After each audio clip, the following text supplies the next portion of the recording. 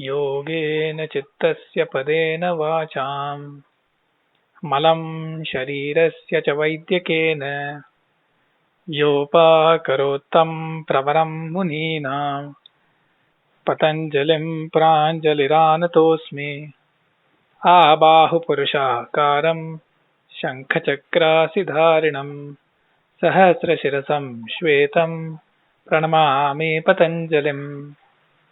गुरुर्ब्रह्मा गुरुर्विष्णु गुरुर्देवो महेश्वरः गुरुः साक्षात् परब्रह्म तस्मै श्रीगुरवे नमः। हरिः ओम। So last time we looked at the sutra that described the siddhi coming from the niyama called santosha. So that was 2.42. So we had seen a little bit of 2.41 followed by 2.42. So today we start with 2.43, which continues in the series of describing the siddhis or the attainments from the yama niyamas. So Sutra 2.43 is Kayendriya Siddhir Ashuddhikshayat Tapasaha.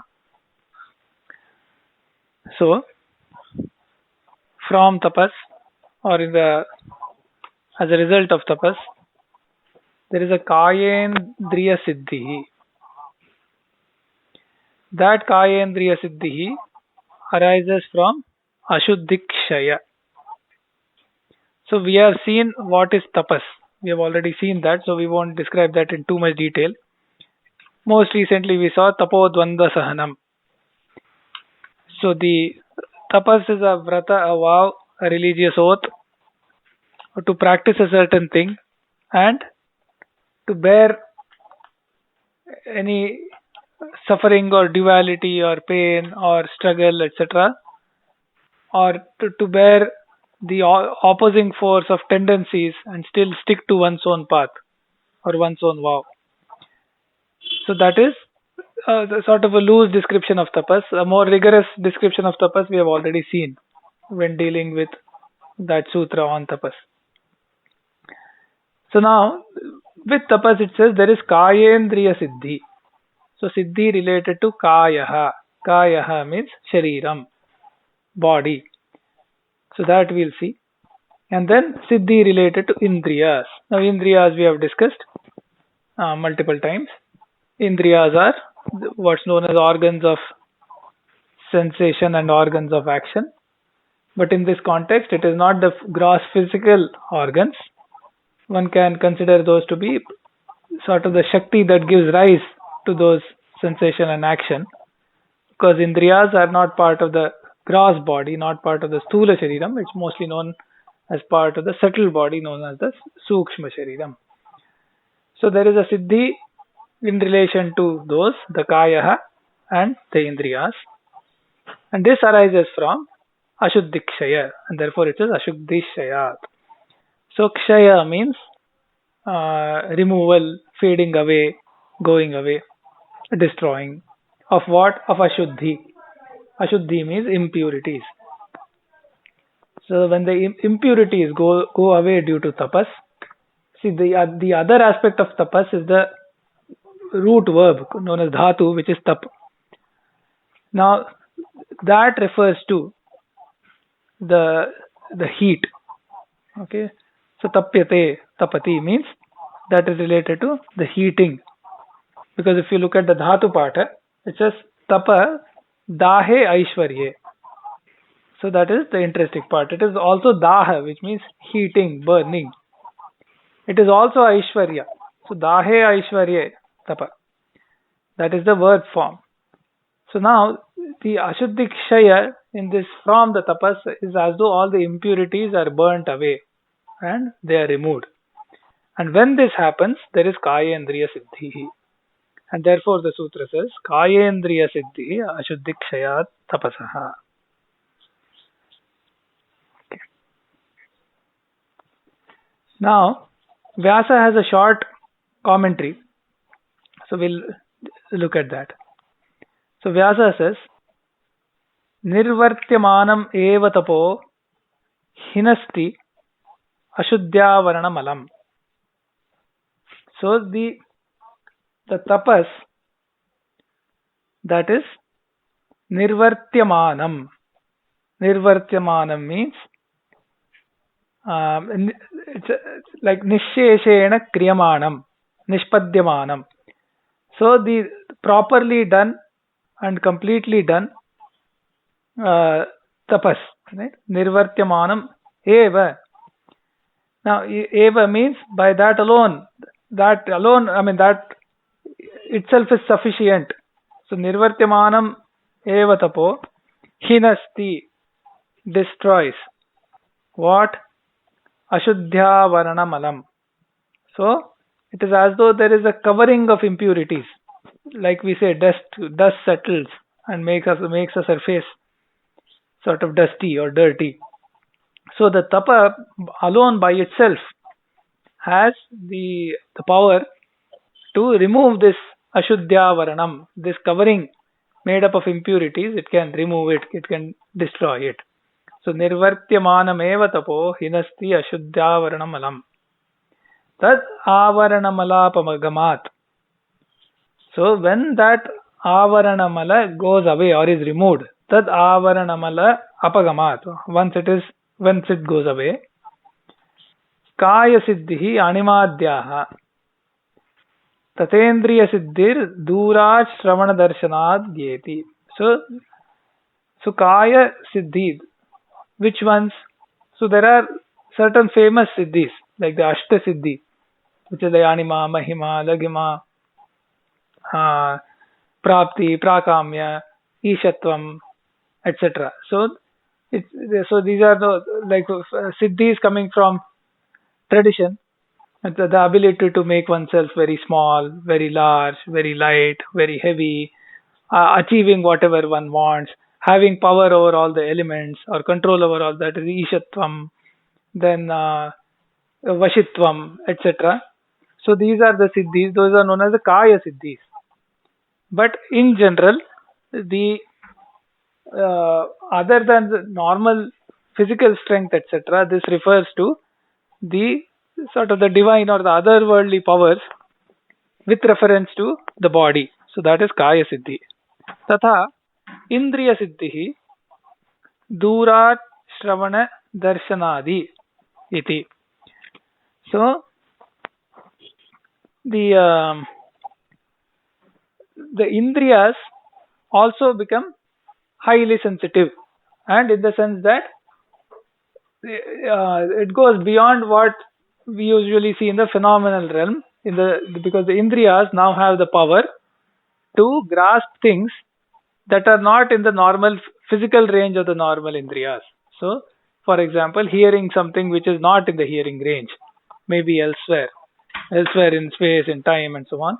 So those powers, it says, this tapas can bestow upon the shariram and the indriyas.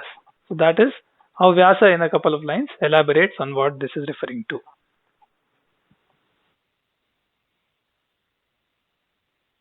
So the tapas is being considered now. One of the most significant things about tapas is that it has been rendered as austerity in English. But if we look into Vyasa's commentary while we were dealing with the tapas itself, in a major way, austerity in the wisdom of the Lord is of the form of control over the food habits. Chandrayana, Krutsha, Chandrayana, these Santapana, the vratas were mentioned which pertain to food consumptions. So, the austerity, the tapas in the lore of the wisdom has primarily considered this, because unless one regulates that, the other regulations are not really of the nature of tapas, and particularly in yoga. So this is a point that to be noted. It is not just austerity in the sense working vehemently, intensely, and particular endeavor, and then attaining some glories in that realm. The ahara, the food, is one of the most important aspects in tapas. Although there are kayik tapas, vachik tapas, manasik tapas, all these tapasyas in yoga and in the wisdom of the Lord have roots in one's ability to control the food habits and consumption of food. And that is why in Dharma Shastras, Krishna Vratas, Chandrayana Vratas, Santapanadi Vratas were mentioned, which were primarily of the nature of food. Of course, the other things it did circumscribe that disciplined life, etc., or routine, disciplined, daily routine, disciplined. But the food becomes very, very fundamental. So this point is to be noted when we consider the tapas here. Although there are other tapasyas, jnanamaya tapas, then tapas of the nature of kaya, vacha, manasa, etc. They all have roots in human propensity due to gestation, the tongue. And therefore, this is a point that is to be noted, and particularly tapas in yoga has given importance to this, which is of course very root aspect, and usually we do not look at the roots of things. We just look at the manifestations of the things, and then we lose the focus on the roots, like a tree. We look at the tree, but we hardly consider the root aspect. And so that's one thing important, particularly tapas in yoga, because tapas will come in dharma. Tapas will come everywhere, in any realm. If you want to excel, there must be something of the nature of tapas. And but when it comes to yoga, particularly adhyasma, then this is a point that is to be noted. And of course, not to forget that there are kaya, vacham, vacha, manasa tapas, and there is jnanamaya tapas is the highest form of tapas. So the tapas, as you just now heard, kayendriya siddhi. There are certain powers, potentials in our body which are not actualized by our dynamics of human life in mundanity. This refers to these enormous potentials that the body has and which are explored and excavated and used. So there are certain hidden potentials in our very body which really goes unidentified in our business activity of life or prapancha or the mundane life. And by this tapas, these powers of kaya, powers of indriya, they are actually potentials. Kaya and indriya, they are surfaced by tapas. Expedite what the tapas is from this point of view, that if it is going to give some kind of kaya siddhi and indriya siddhi, that means something is potential in the body and senses, body and its organs. And when they are surfaced, it becomes extraordinary power, because generally and normally in our occupied condition in worldly life, these are not surfaced at all. They are there, they are not surfaced. Now, when those things are really operative and functional, naturally, certain incidental powers are also attained, and they are kayendriya siddhi. And just now you heard about anima, mahima, garima, lagima, etc. siddhi mentioned, which of course Vyasa has quoted. And then there indriya siddhi. In our worldly life, our senses work in a very limited radius. because we use them only for that purpose. We think them that they are cognitive organs, and for the purpose of cognition, we use it. And they are sukhendriyas and dukhendriyas, and therefore we use it as sukhendriyas and dukhendriyas. And really, we do not understand their potentials. But the yogic process, even the asanas, the pratyaharic aspects of asanas, and then pranayam, the pranayamic aspects in asanas, these things really make them functional. Certain potentials which are hidden in the senses, or they are also brought to surface and they are made functional. And therefore, the siddhis with regard to senses are also mentioned, and we think they are miraculous powers. We are aware of such extrasensory powers, what is called as ESP in psychology, clairvoyance, clairaudience, etc. We think these are supernatural powers. They are not supernatural. There is nothing supernatural. The Prakriti is having all potentials. They are supernormal. Not to mistake between supernormal and supernatural. So we use the senses in a very limited way in our mundane life, practicality of life, business of life, prapancha, samsara, and therefore those powers get hidden. Now they are surfaced by this tapas. So therefore we have to try to understand what tapas is. If it is going to excavate the sensory powers, excavate the kayic powers, the powers of our corporeal body, then that is also one of the aspects to really understand what tapas is. So with that, he says, these are kayendriya siddhi. Then also ashuddhi kshayam. The tapas also works for ashuddhi kshaya.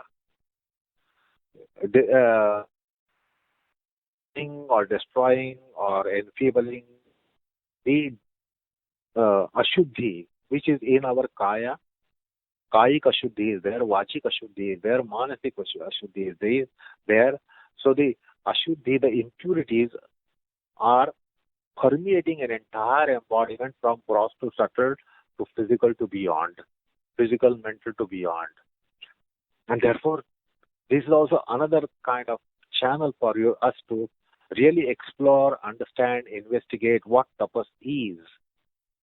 Otherwise, our idea of tapas is that something unusual activity of a person, so which is not usually pursued by human beings. So someone doing something superhuman, we tend to take it as tapas. But all that, does it work for kaya shuddhi, indriya shuddhi, manasa shuddhi, etc.? So therefore, there is enormous scope for us to really explore the concept of tapas. And of course, the Shastras will be giving us, Shastras do give us. So if we really take a deep dive into the Shastras, so we will know what tapas is, rather than getting stuck in our notion of tapas, idea of tapas. So we should not go by our idea of tapas. We have to understand what tapas is.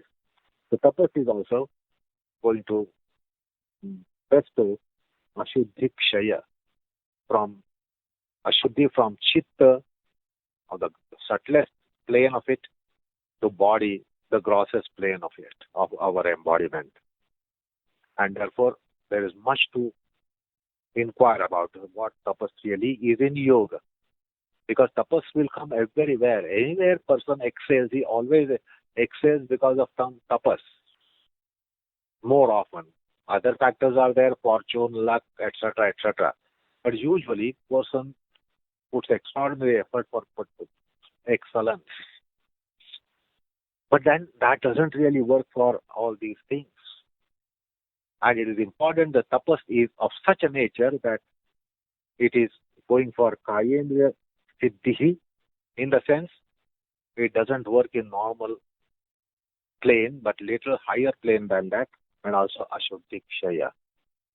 So it is important to understand what is tapasadhana. So we have to consider tapasadhana by looking at what Patanjali mentions that the tapas should lead to this, the Indriya Siddhi and Ashuddhi Kshaya. So we must try to first arrive at what is Kaya Indriya Siddhi, and then what is Ashuddhi. Where are the Ashuddhis? What are the Ashuddhis in us? And then we should have then we'll have some idea of what really tapas is. Otherwise, the tapas may not be suitable to yoga, because tapas comes in every realm. Even from mundane life, the tapas does come there. But then what is tapas of yoga? The idea has to be had here for us to understand what is sadhana, what is practice of tapas, so that it results into this effect. Otherwise, the tapas can give you name, fame, money, recognition, celebrity status, etc. But that won't be yogic tapas. The world will say that this person has performed austerities because he has excellence, he has excelled. No one has ever attained what he has attained. But then attainment should be in yoga. So this is a guideline for us to understand whether our tapas is rightly directed. So radar must be properly adjusted, and that is Kayendra Siddhi Ashuddhi Kshayat Tapasa. Okay. So in this context, one of the texts mentions Ketena Paramanu Paramamahatvantosya Vashikarah iti Sutrena Ukta Siddhi Yogasya Antarbhavo Jnatavyaha. So in the first chapter, if you remember, there is the Vashitvam right from Paramanu to Paramamahat has been mentioned. So that reference is drawn here in the context of the Siddhi that is mentioned. In particular, among the Ashta Siddhis, there is a Ishitvam, Vashitvam, etc. So that link has been drawn. And it also says that Hatha Yogadi Phalatvam to Etasya Nantariyakam or Nantariyaka iti Bhavaha. So the Hatha Yoga text also mentioned several Siddhis and Phalani. So they are no different. So there is this parallel being drawn between the Siddhis mentioned here and the Siddhis mentioned both in the first chapter as well as some of the Hatha Yoga texts. And it says, Papa Nivrittaucha Mukhyo Hetus Tapa Eva Bhavati. So this is another very interesting line. Papa Nivrittaucha Mukhyo Hetus Tapa Eva Bhavati Tathaiva Puranadishu Shravanat. So as mentioned in the various Puranas, in the context of Papa Nivritti, some wrongdoing has been done, either now or in the past, or if you extend it in the previous births, etc. As we know, there is that accumulates in the Karmashaya. Now, one of the key prayojanam, the key sort of purpose, as well as the key effects of tapas is Papa Nivritti, the removal of the effects of the Papa. And we have discussed that there are things like prayashchitta, etc. If something wrong has been done, there are certain ordained actions which sort of reduces the ill effect of the wrongdoing. So that also falls under the realm of tapas. This is Papa Nivrittaucha Mukhyo Hetu. One of the main causes for the removal of Papa is tapa alone. So Papa Nivrittaucha Mukhyo Hetus Tapa Eva Bhavati. And Puranas are sort of referred there in the text. Then, as was mentioned, there are other tapas also, right? Like Bhagavad Gita says, Bahavo Jnana Tapasa Puta Madbhavam Agataha. So many who have been purified by Jnana Tapas. So tapas is the form of the pursuit of Jnanam and bearing of all, maybe the sort of the effort and suffering and struggles as part of that. Through that, having been purified, puta. So that also, you see a clear parallel. Here it says in the sutra, it says Ashuddhi Kshaya. In the Bhagavad Gita, it says puta. And the extent it says Madbhavam Agataha. So Krishna says they arrive at sort of my bhava they attain, he says. Similarly, there are multiple mentions. We have already seen that there is Bhagavad Gita talks about Sharira tapas, Manasa tapas, Vangmaya tapas, etc. So speech, mind, body, etc. Exactly what is tapas in that context. And then he says he is the receiver of the tapas as well for the yajna tapas. Bhoktaram yajna tapasam sarvaloka maheshwaram suradam sarvabhutanam jnatva shantim ricchati. So he says, know me. So Krishna says, I am the receiver of all the yajna tapas. So the tapas has sort of, there are multiple facets to it. And then Krishna himself says that tapasvibhyo dhiko yogi. So greater than the tapasvi is the yogi. So in that sense, the tapas becomes a part of the larger field of yoga. Tapasvibhyo dhiko yogi, jnanibhyascha dhiko matah, karmibhyascha dhiko yogi, tasmad yogi bhavarjuna, says Krishna. So here we are seeing this all-round view at what tapas is and what has been said about the siddhis from the tapas, the attainments arising from the niyama known as tapas. Okay. And one more thing we noted here, that in tapas, in yoga particularly, in essential yoga, quintessential yoga, not in run-up to yoga, but when the yoga is really blooming and blossoming, then the tapas has a unique characteristic here. This is to be noted. Usually, austerities are taken up out of discontent. You are discontented with something and therefore you take tapas. You are not happy with what you have and you are not happy with your abilities or capacities or capabilities, and then you undertake tapas. So that is, of course, the tapas. But in very part of yoga, in culture of yoga, when you are in the gravity of yoga, one of the most important things which Vyasa has also mentioned while dealing with Kriya Yoga,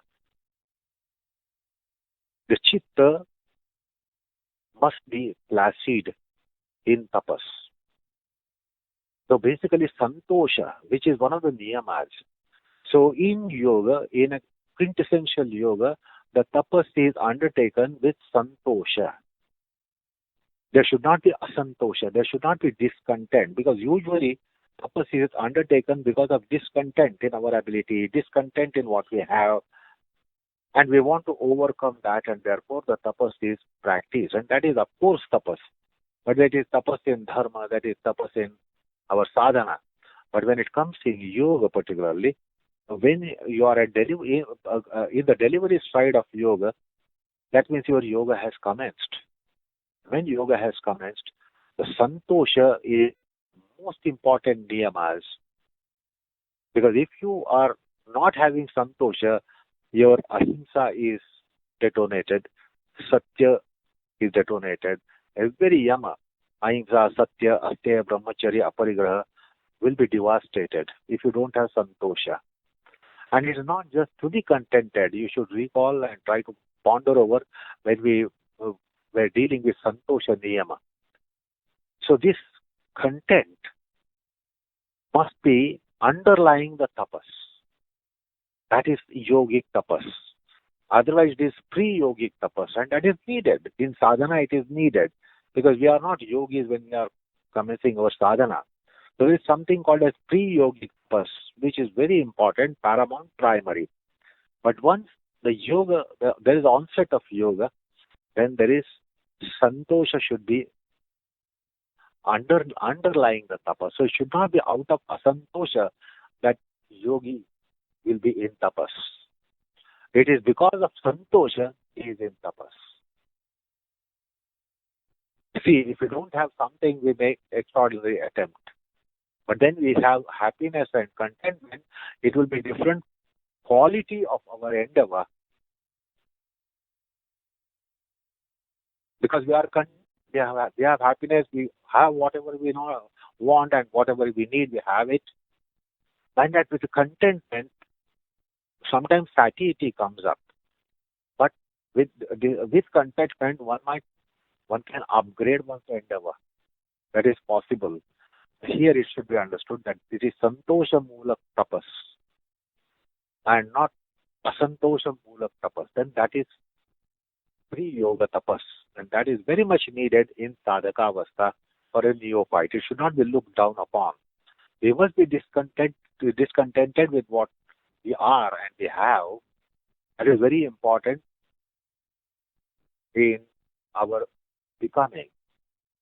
But once it is Adhamadikari yogi even, because we are Anadikari yogis and therefore we will do tapas.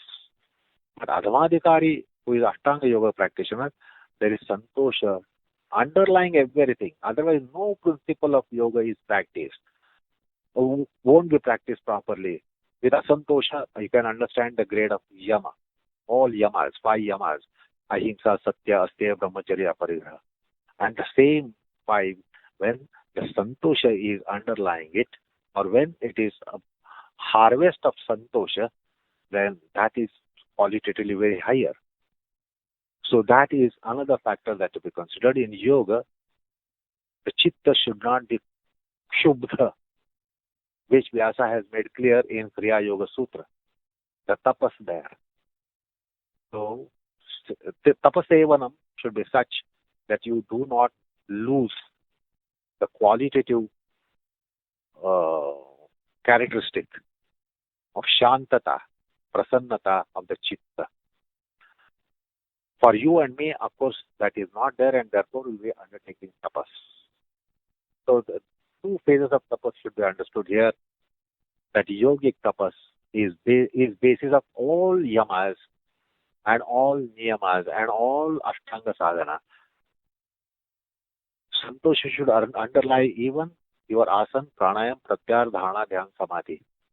If the santosha is not there, it is replaced by asantosha, then you will understand that there will not be genuine ashtanga characteristics.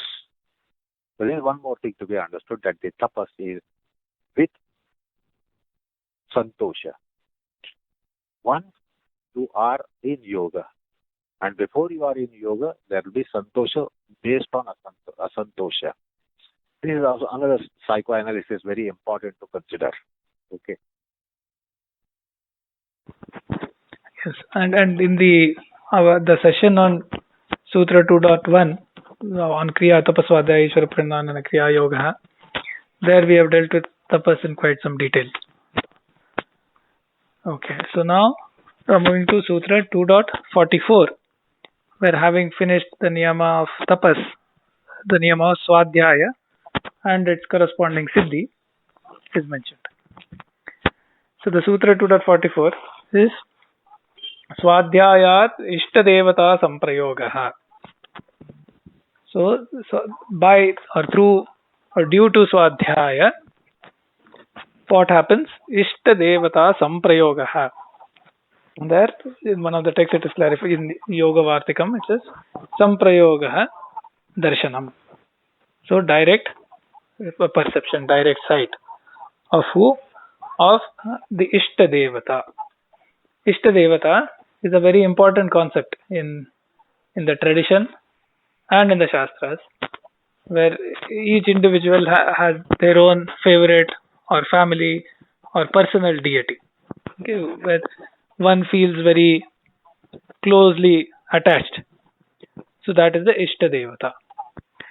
The concept of Ishtadevata is brought in several various contexts, including the Mangala Sloka in the beginning of a text that is being written, etc. So now it says by Swadhyaya there is a certain direct meeting, so to speak, with the Ishtadevata. So Vyasa elaborates, Deva Rishayah Siddhascha Swadhyaya Shilasya Darshanam Gachanti Karye Chasya Vartanta iti. So that is the Bhashya. It is only one sentence. But it is also very interesting because Vyasa is saying, so Ishtadevata can be Deva, Rishi or a Siddha or any. So these are also, in some texts it is specifically said that this is a Lakshanam. So it could be different, it could be Gandharva, Pitru or any type of any type of being, celestial being, usually a Deva or a rishi. So Vyasa says, Devaha, Rishayah, Siddhascha, Swadhyaya Shilasya. One who is Swadhyaya Shila. Now Shilam means one who does a certain thing naturally, habitually, that is part of his nature. That is Shila. So Swadhyaya Shila is a person who is doing Swadhyaya very often. So that is one part, Pauna Paunya. So very often, but also of his own nature, it is now his habit to do it. So habitually, naturally, one who is always in Swadhyaya or very often or regularly in Swadhyaya, he is known as Swadhyaya Shila. What is Swadhyaya? We have seen that. So very quickly, Swadhyaya is Vedantopanishadadya vritti rupat Saguna mantra japa stotra pathat Patadi Rupacha. So it may be Vedanta Upanishadadi Avritti Rupam. Okay, so Vedanta Upanishads, etc. There is a Parayanam that is done. One who does that, one who is studying those. Saguna Mantra Japa. So Saguna Mantra Japa of certain deities, Devatas, praising those Devatas. We have already seen Pranava Japa as being a key part of Swadhyaya. Stotra Patham, etc. So all of this is what is referred to as Swadhyaya. So there is these recitation of these, understanding of this, as we have seen Tadjapas Tadartha Bhavanam, we have seen that. Understanding, trying to study the Shastra, etc. So all of that comes under Swadhyaya. So one who has this as his Shila, so that is a Swadhyaya Shila. For such a Swadhyaya Shila, the Devas, Rishis and the Siddhas, it says, Tasya Darshanam Gachanti. So they go on their own for the Darshana of the Swadhyaya Shila. So that is the sort of the interesting part. So there is sort of two interpretations here. One is they give their darshan to the one who is the Swadhyaya. The other is also that they go to see the Swadhyaya, the yogi who is doing the Swadhyaya. So it is the Devas, the Rishis, the Siddhas, it is said, they themselves on their own feel like going towards the Swadhyaya Shila, and they go there, and therefore mutually they are able to perceive each other. So that is sort of the exalted Siddhi of Swadhyaya. So Deva Rishaya Siddhasya Swadhyaya Shilasya Darshanam Gachanti Karye cha asya vartante iti. They involve themselves in on the Swadhyaya Shila yogis, his or her karyam. So if there is something to be done, they provide their own assistance, they provide their own grace for the karya safalyam. So for that deed to fructify properly, they provide their grace, they remove the obstacles, they come for assistance. And there are several stories. If you look at saints, etc., you will see that the deity has come and helped in making that successful. And the deity may come in various forms. In fact, in the Upanishads, there is also mention of deity coming as an animal like a dog and so on, and helping out. So there are all these stories in Puranas and even later saints and stories of saints from Maharashtra, etc. There is this thing where the deity himself comes and helps out, even in things that may, so to speak, be regular worldly things. So that is sort of the beauty of the Swadhyaya. So one who is studying the Shastras or working on Vedanta and Upanishads and, so to speak, more obscure and difficult things, or who is involved in devotion, Saguna, Mantra, Japa, Stotra, Pata, etc. For all of them, this Swadhyaya and this Siddhi applies. And there is this other notion where, it is somewhat related, but it is said that if one is looking for a master, if one is looking for a guru or a master in the Adhyatmic path, so in one of the texts it is said there are masters with Bauddha Jnana, Bauddha as in of the Buddhi, the intellectual Jnana, the knowledge of Shastra, studying, etc. And there is Paurusha Jnana, jnana of self-realization. The master has realized himself, so he has attained that level where he has Purusha Khyati, etc. So it is said that the best is to find a master who has both Paurusha Jnana and Bauddha Jnana. So who has seen himself who has the sort of the vision of the Purusha Khyati as well as knowledge of the Shastras. But then it says if that is not to be found, it is better to go to a master who has Bauddha Jnana rather than a master who has a Paurusha Jnana, because the Bauddha Jnana will build the Sheelam for Shastras and Swadhyaya in the student rather than the other master who has only Purusha Khyati without the Shastras, maybe because of their Samskaras or Siddhis, but they are not able to impart the tendency or the inclination of Shastra study into the student. So it is better to get that inclination rather than merely go to someone who has full Purusha Khyati but not Bauddha Jnana in this birth. This may happen due to the exalted samskaras from the sort of the previous birth and the karmashayas. So that is sort of the place in which the stotras, the shastras, etc. are held. And then the Swadhyaya is said to bring about a siddhi where one can directly come in conjunction or have a meeting or have a perception, have a darshanam of the Ishta Devata, Rishi, Siddha, and the Devata, Rishi and the Siddha themselves go to him, it is said. So that is where the sort of the beautiful siddhi coming from Swadhyaya. So again, Swadhyaya, we get a wonderful direction from Patanjali's Yoga Sutra here. Whereas we think Swadhyaya is not study, metaphysical study, some cerebral thought process about who am I, whence am I, etc., etc., and what is all around me, why all this around me. So that's of course a part of Swadhyaya which is very express, dealt with the Sutra.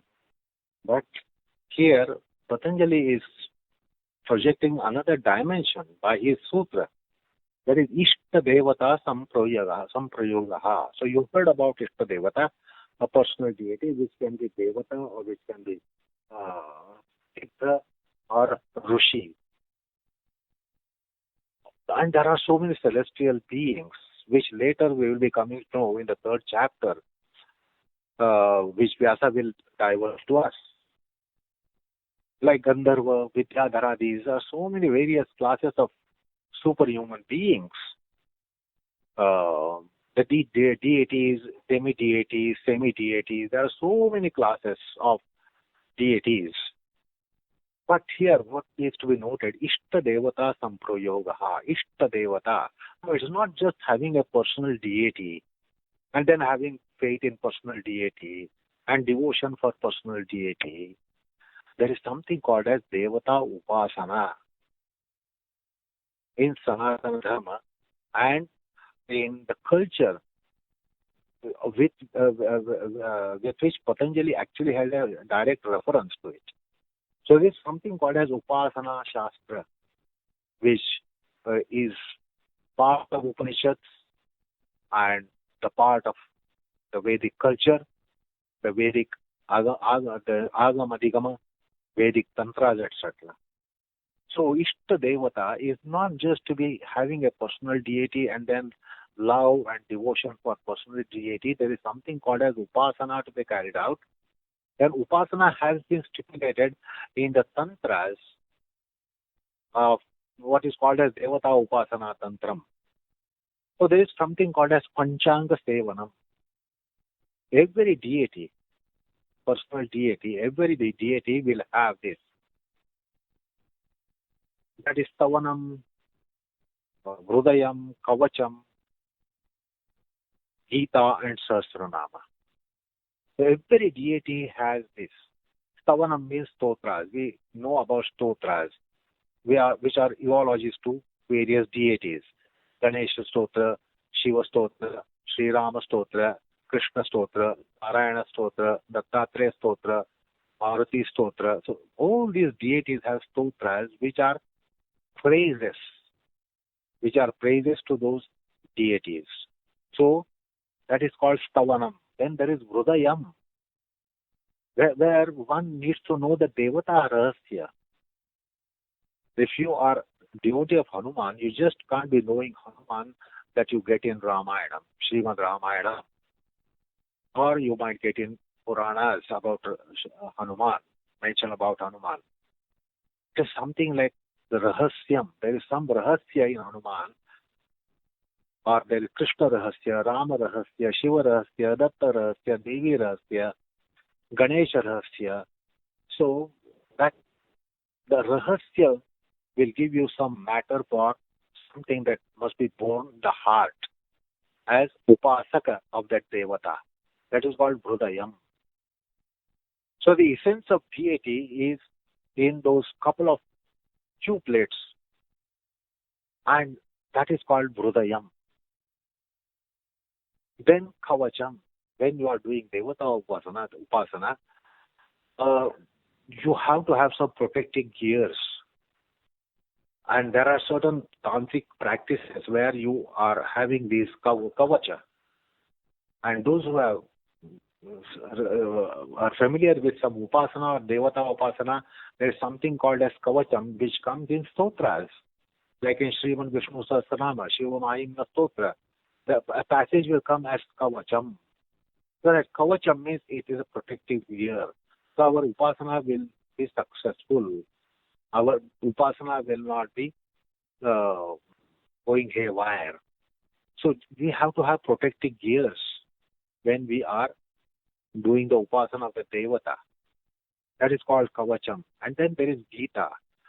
As we are aware of Bhagavad Gita, there are Gitas for every deity. There is Shiva Gita, Rama Gita, Surya Gita, Ganesha Gita, Datta Gita, Devi Gita, every deity for whom there are worshippers, they all get something called as a Gita.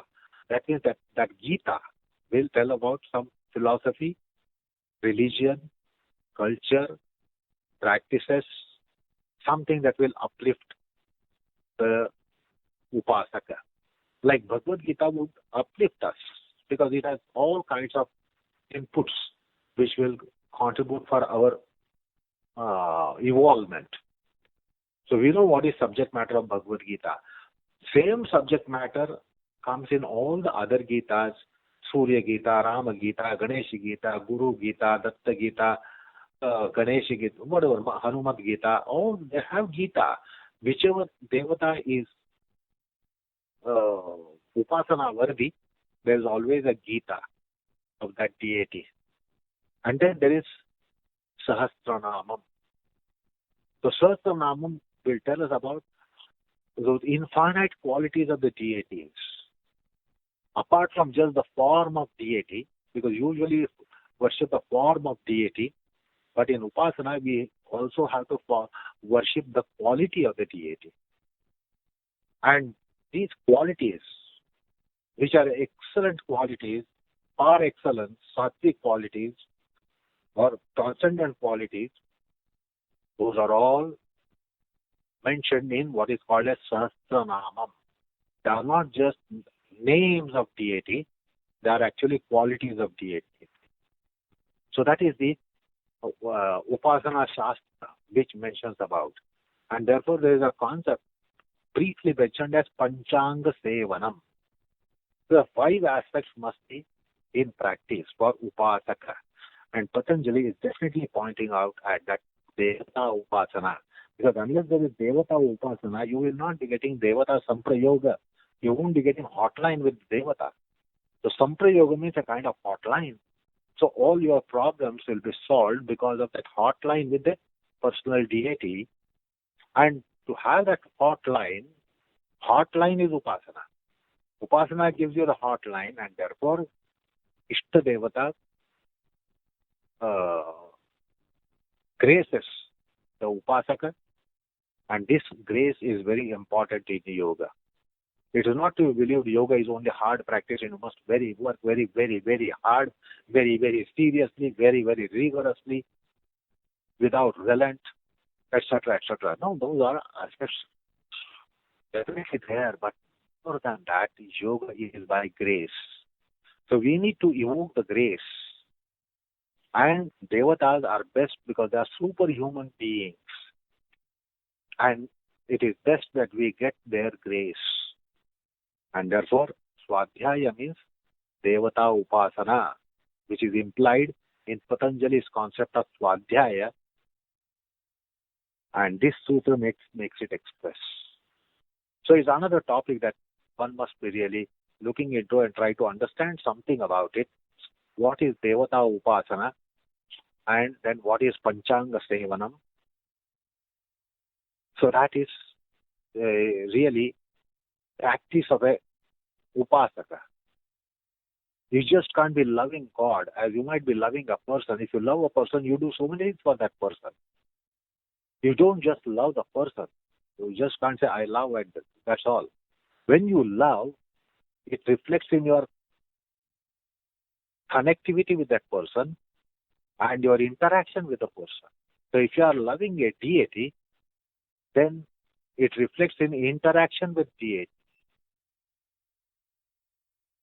So love will result in the worship. If there is worship, then there are forms of worship. And the forms of worship are specified by way of Panchanga Sevanam, which comes in Devata Shastram. Devata Rahasyam and then Devata Upasana. This is a prolific subject matter which is circumscribed by Patanjali Yoga Sutra also. And that is to be also noted here. So that's what the sutra says, Swadhyayat Ishta Devata Samprayoga. It's not just metaphysical thought about oneself, cerebral process of about inquiry about oneself, doing very, very cerebrally. Who am I, what am I, whence am I, etc., etc. But this Devata Upasana is part of Swadhyaya. Mantranam Japaha, Pranavadi Japaha. Pranava Rahasya is an enormous thing. And any mantra, there is enormous purport. It's not just few letters and then that is the mantra and you go on doing it, japa of it. So there is enormous rahasya, japa, such as Om Namo Narayanaya. Then what is Om? Why for Om? What is the reference to Om here? When it is coming before the name of Narayana, then what is Narayana? What is the deity?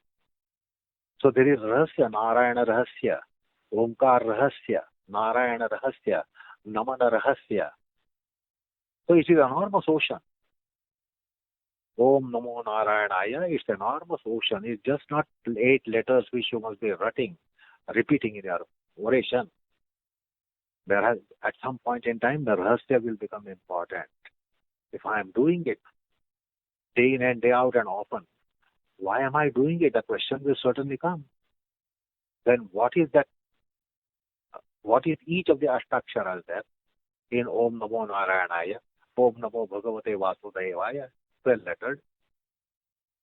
Sri Rama Jai Ram, 13 letters. So there is Rahasya, Rama Rahasya, Krishna Rahasya, Narayana Rahasya, Vasudeva Rahasya, Shiva Rahasya. And the Upasaka will only understand the Rahasya. Not being Upasaka, we will not really understand. It's not just loving that God as a personal deity and doing nothing about it. If you love a person, you don't say, I will not do anything. I do nothing about that person, but I love the person. If you love, you are going to do something. So if you really love the deity, what will you do? You end up doing this. So this is also circumscribed in Ashtanga Yoga, which usually goes unnoticed. And this sutra makes us aware of that. Okay. So as it is said here, the Devas and the Rishis, they go for darshana. So one of the, again, text called Yoga Siddhanta Chandrika, that clarifies, that says, Te darshana pratibandhaka papa nivritya darshana mayanti karye bhavanti tirthaha. So how does this operate? Darshana pratibandhaka papa nivritya. There is the papa, the demerit, has led to it is of the nature of preventing darshanam. That is known as darshana pratibandhakam. By removing that, by darshana pratibandhaka papa nivritya. So this is to say that it is not the bestowing of a certain special power or a bestowing of a certain siddhi. It is the removal of the obstacle to that power or siddhi which is already inherent. So by removing that, which is similar to what we saw in the previous sutta, Ashuddhi Kshayat. The ability is always there. The Ashuddhi is covering that. So that is removed. Here the Darshana Pratibandhaka Papa Nivritti happens. And then Te Darshanam Ayanti. They come to give Darshana and for Darshana. They come and Karye Bhavanti. They involve themselves into the Karya of this Swadhyaya Shila Yogi. So that is how this is being explained. So we'll stop here for today. And next time we'll continue with the Sutra 2.45. That will come about Ishvara Pranidhana. That will cover next time. So let's recite the slokas on Guruji. Stop for today. Vaijñānikam pravaktritva asaneshu kalavidam योगाभ्यासे च तत्त्वज्ञं वन्देऽहं सुन्दरं गुरुं योगवृक्षो हि लोकेऽस्मिन् यत्प्रेरणेन वर्धितः योगाचार्यगुरो तुभ्यं सुन्दराय नमो नमः. Thank you. Namaskar.